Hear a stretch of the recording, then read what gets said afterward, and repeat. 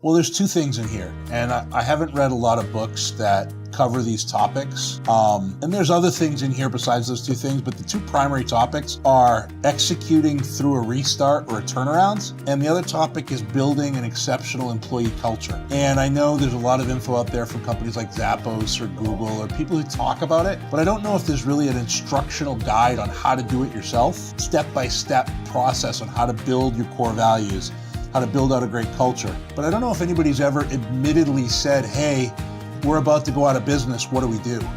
And admitted all the mistakes that they made and came up with a lot of solutions that we've gone through. Because a lot of people don't know, but a call center is really versatile. You have to recreate yourself over and over and over, in order to be alive and stay in existence, because it's such a shifting environment. So those are two things any business needs to deal with. And I think I've tried to do a great job in not only talking about what we've done, but creating execution around how somebody else could do it. For me, the critical elements are hiring the right type of people and being able to train them how to communicate in a way on the telephones that builds rapport with the customer, that allows you to create a sale or create a positive experience with a customer. Now, there's other critical things like technology, that's important, but if all things are equal, if we all have the same technology, the difference in what you're going to get for results is in what you do with the people. So many call centers today believe that a customer should answer the phone kind of like the DMV. Hi, what's your name? What's your birthday? What's your address? What's your social security number? What's your credit card number?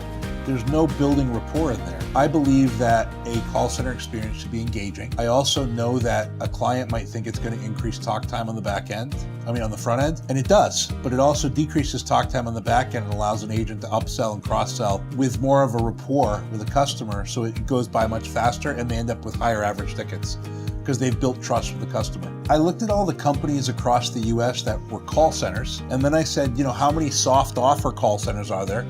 And there was about a dozen, that were there. But then I said, how many soft offer centers are there that take calls in Spanish? And there weren't any. And our goal in building Listen Trust was to create a small call center of maybe 100 to 150 people that could take, 10,000 calls a week. It was going to be smaller. It was, going to be a sales center in order to take soft offer Spanish calls. And what happened is when we started to build it, there was really no other call centers that had Spanish operators that could do trial offers or could do hard offers. And so we ended up getting a client that had a lot of phone calls.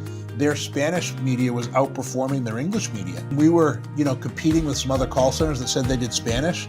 But because of our soft offer training, we were blowing them out of the water. We were doing like a $47 rev per call, and the other company was doing like $27. We would get campaigns that would build, but all of a sudden the restocking fees would shut a campaign down. So we'd go from 10 agents to 30, back to 6, to 10, to 30 to 10, to 6, I'm like, this is impossible to maintain. We need to get rid of COD, and we need to see if Hispanics have credit cards or not. We're either going to fail or succeed based on the credit worthiness of the Spanish market. And what happened is, lo and behold, we got rid of CODs and paid our agents a little bit of a higher commission for credit cards, and they were converting at 15%, and all of a sudden they started converting at 30%. And I'm like, I think it's just the belief in the mindset of the employees. When they had COD as a crutch, they would be like, oh, okay, we'll do COD.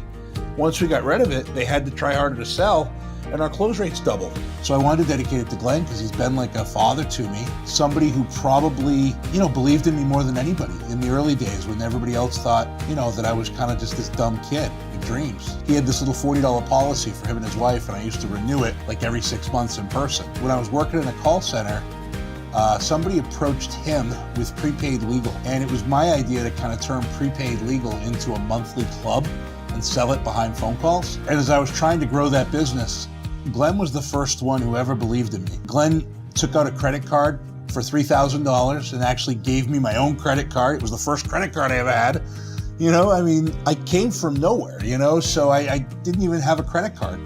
And so Glenn gave me this $3,000 credit card, and it was the first time I really traveled was using this credit card to go to Nebraska and Colorado and a show in LA. And it was because Glenn had taken out this credit card and believed in me that I was able to even start having a business or start in business.